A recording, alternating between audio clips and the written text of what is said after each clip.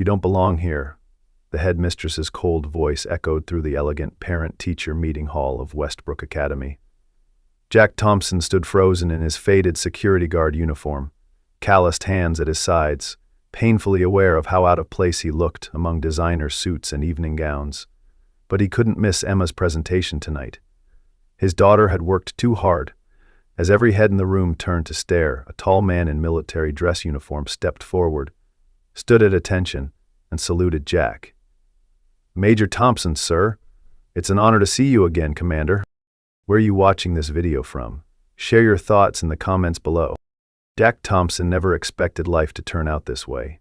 At 37, the former Special Forces commander now worked 3 shifts as a shopping mall security guard, a far cry from leading elite military units into high-stakes missions. His weathered face and tired eyes told the story of a man who had seen too much, both on the battlefield and in the cruel twists of civilian life. 4 years ago, his wife Marie died in a car accident, leaving him alone to raise their 8-year-old daughter Emma.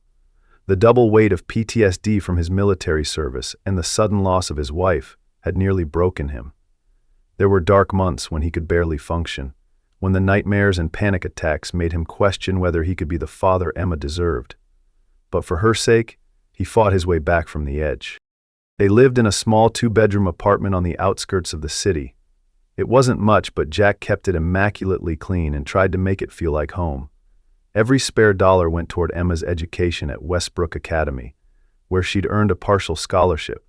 The prestigious private school was their one luxury, a promise Jack had made to Marie that their daughter would have every opportunity they never had. "We're Thompsons, kid, and Thompsons don't quit," he would remind Emma whenever things got tough. It became their family motto, spoken over cheap dinners and during late-night homework sessions. Emma was 12 now, a brilliant student with an aptitude for math and science that amazed her teachers. She'd grown up too fast after losing her mother, learning to prepare breakfast for her dad when he worked night shifts and packing her own lunches. Though she pretended to be strong, Jack sometimes caught her staring at old family photos or drawing pictures of what their family used to be: Mom, Dad, and her together. At school, Emma quietly endured the occasional taunts about her secondhand uniforms and inability to join classmates on expensive field trips. She never complained to her father, knowing how hard he worked to keep her there. Her dream was to become a doctor, to save people like Mom, she'd tell Jack with determination beyond her years. Meanwhile, across town in a sleek penthouse office, Catherine Chin was in the middle of another 16-hour workday.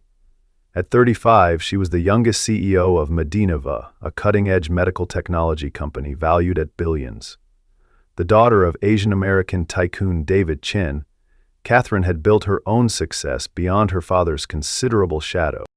Few knew that behind her polished exterior and business acumen lay a profound loneliness. Divorced for 2 years from Richard, a high-profile attorney who had wanted a trophy wife rather than an equal partner, Catherine threw herself into work to fill the void. A car accident had left her unable to have children, a painful reality she rarely discussed. Her family, particularly her mother, frequently reminded her that all her success meant nothing without a family of her own. Catherine had lost her father when she was 15. He had been a decorated military officer who died during a hostage rescue mission.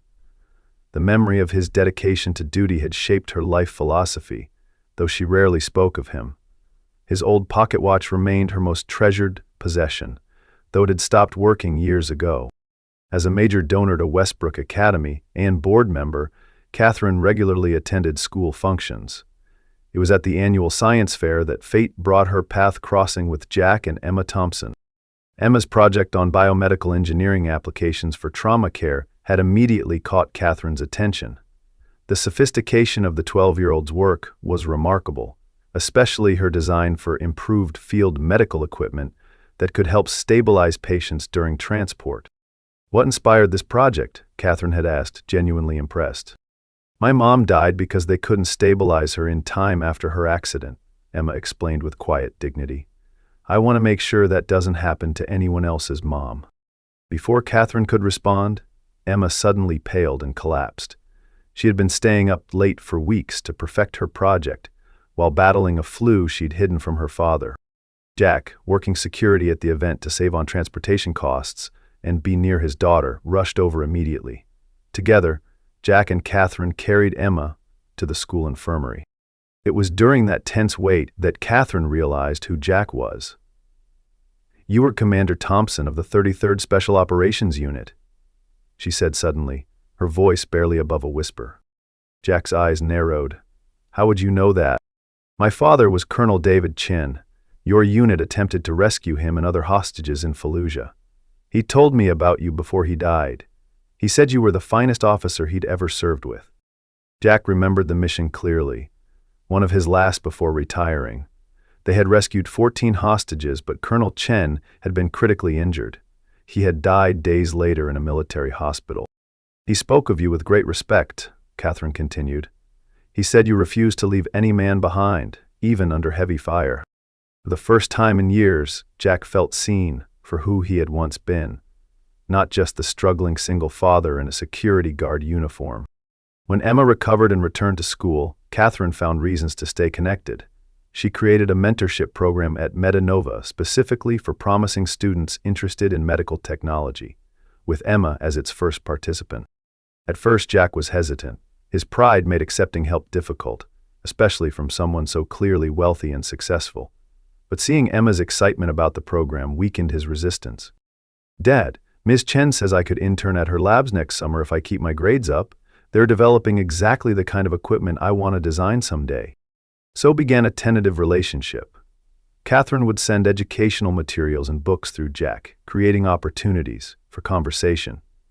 She learned that despite his current circumstances, Jack was well-read and thoughtful, with insights on everything from classical literature to international affairs.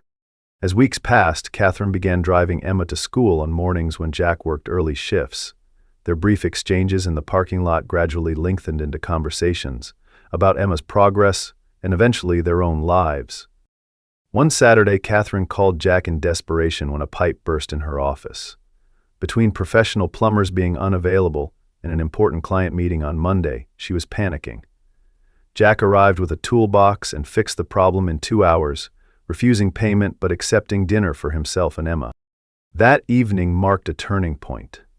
Catherine taught Emma how to make her father's favorite dumplings, a recipe from her own childhood.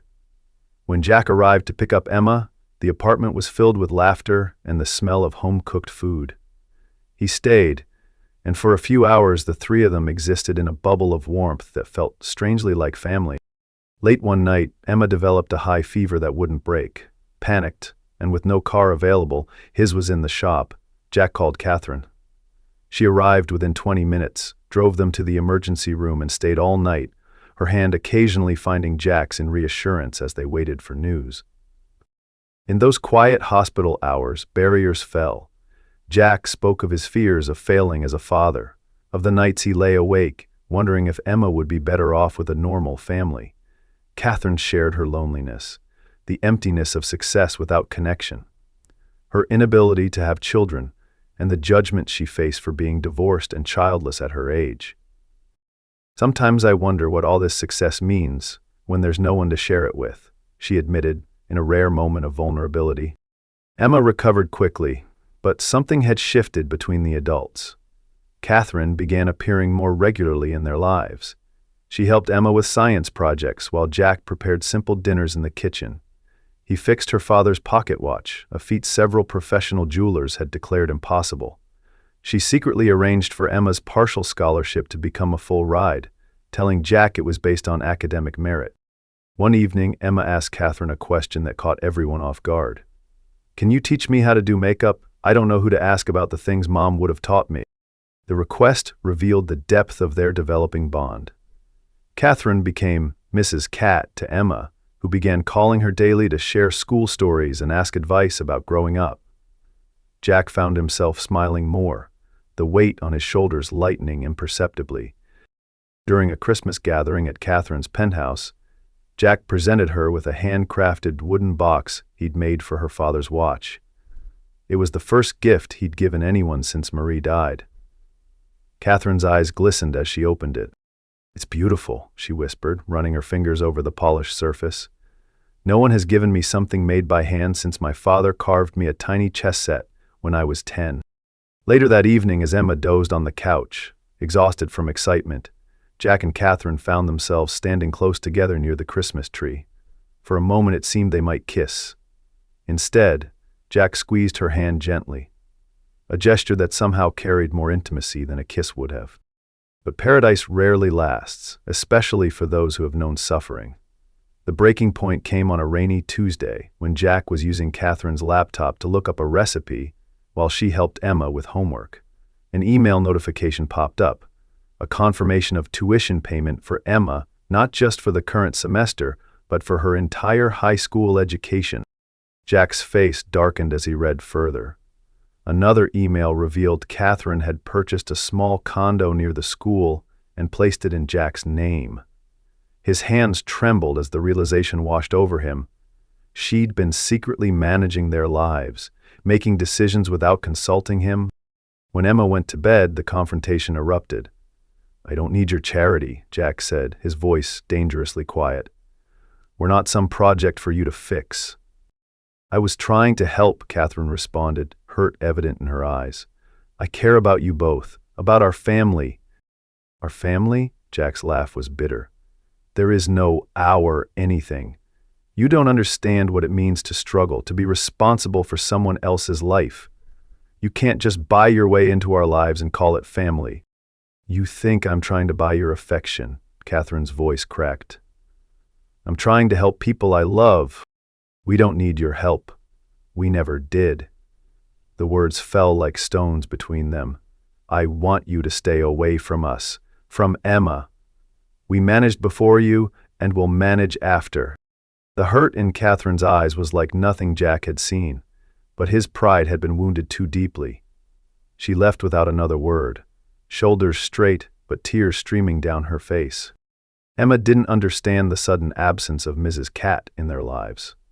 Jack offered no explanation, only saying that they needed to focus on themselves for a while. The girl grew quiet, her enthusiasm for school dimming. Jack took on extra shifts to cover the tuition he now had to pay in full, coming home exhausted, barely seeing his daughter. Catherine respected Jack's wishes and maintained her distance, though she sent one text. "I'm sorry if I overstepped. I never meant to hurt you. You both mean more to me than you'll ever know." Jack didn't respond. He deleted the message but couldn't delete the hollow feeling in his chest. 2 months of strained silence passed before disaster struck from an unexpected quarter. Jack was served with custody papers. Emma's maternal grandmother, Sarah, was suing for custody, claiming Jack's financial situation and work schedule made him an unfit parent. Behind the legal maneuver was Richard, Catherine's ex-husband, who had taken on Sarah's case pro bono. "The child needs a proper family environment, not a father who works 3 jobs and is rarely home," the legal document stated coldly. Previous trauma and PTSD episodes raised concerns about Mr. Thompson's stability as a caregiver. The court temporarily placed Emma with her grandmother during the proceedings. The night Jack had to pack her bag was the closest he'd come to breaking since Marie's death. "I don't want to go, Daddy," Emma sobbed, clinging to him. "Please don't let them take me." "It's just temporary, sweetheart," he promised, though uncertainty gnawed at him. "Remember, we're Thompsons. We don't quit. I'm going to fight for you." Emma called him every night, crying herself to sleep. Sarah, still bitter about what she perceived as Jack's role in her daughter's death, moving them to a city far from family for his military career, was coldly efficient in caring for Emma, but offered no emotional warmth. "She needs a real family," Sarah told Jack during a supervised visit, "not a father who can barely keep a roof over her head." Local media picked up the story. "Decorated veteran fighting to keep daughter too poor to parent." The headline stung, but Jack had faced worse odds in combat. He refused Richard's settlement offer of regular visitation rights in exchange for surrendering custody. Instead, he sought help from a veterans legal aid center, where he met Monica Rivera, a tough-talking attorney who specialized in family cases involving service members. "They're using your service to connect PTSD against you," Monica explained. "But we'll show them that your military background makes you more, not less qualified to raise your daughter." You've been through worse and come out standing. Jack had meticulously documented his life with Emma through video diaries and photos. Initially started as a way to preserve memories of their life for Emma after he'd noticed his own father's memory fading with age. Now, these became evidence of their strong bond and his competent parenting. On the day of the hearing, Jack sat ramrod straight in his best suit, the one he'd worn to Marie's funeral.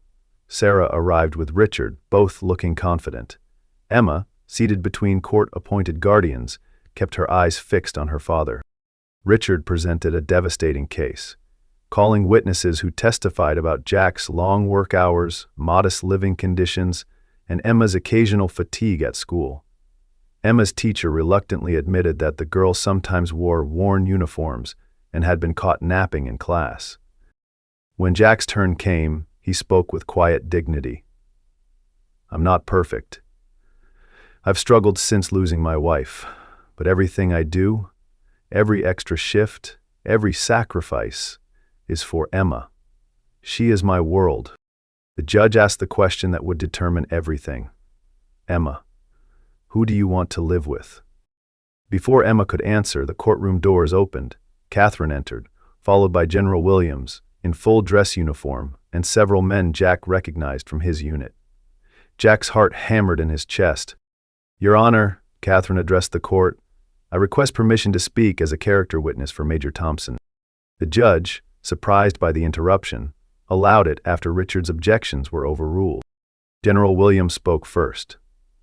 "I commanded the battalion where Major Thompson served with extraordinary distinction. In his last mission, he saved 14 hostages, including Catherine Chen's father, at great personal risk. He received the Silver Star for valor, though few know this because Jack Thompson never boasts about his achievement." Catherine stepped forward. "Your Honor, I'm not here out of charity. I'm here to partially repay a debt that can never be fully repaid, my father's life." Her voice was clear and steady. "Jack Thompson is the finest man I've ever known. He's taught me that family isn't something you buy with money or position. It's something you build with love and sacrifice." She produced documentation showing Jack's PTSD had been successfully managed for years, along with testimony from Emma's doctors about his exceptional care during her illnesses. Then came the bombshell. "Furthermore, Your Honor, I believe there are ulterior motives at play. Richard Harrington, my ex-husband, recently approached Mininova's board seeking contracts that would save his firm from bankruptcy. When rejected, he coincidentally took on this case pro bono. I believe this is retaliation, using a child's welfare as leverage in a business dispute." Richard's face drained of color as Catherine presented emails proving her allegations. The courtroom murmured in shock. When Emma was finally allowed to speak, her words were simple but powerful. "I don't want to live in a big house if my dad isn't there. He's the only real family I have." General Williams stepped forward again, standing at attention before Jack. "This is my commander," he said firmly, "a man who would sacrifice everything for those under his care. If that doesn't qualify him as a father, I don't know what does." The most unexpected moment came when Sarah slowly approached Jack. Tears streaming down her face, she embraced him awkwardly. "Marie would be proud of you," she whispered. "I was wrong. I'm sorry." Emma ran to them both, and after a moment's hesitation, Sarah extended her arm to include Catherine in their circle. Richard slipped out of the courtroom. His scheme unraveled. The judge's decision was swift. Emma would return home with Jack immediately, with support services provided to help the family. Sarah would have regular visitation rights, a bridge of reconciliation neither had expected.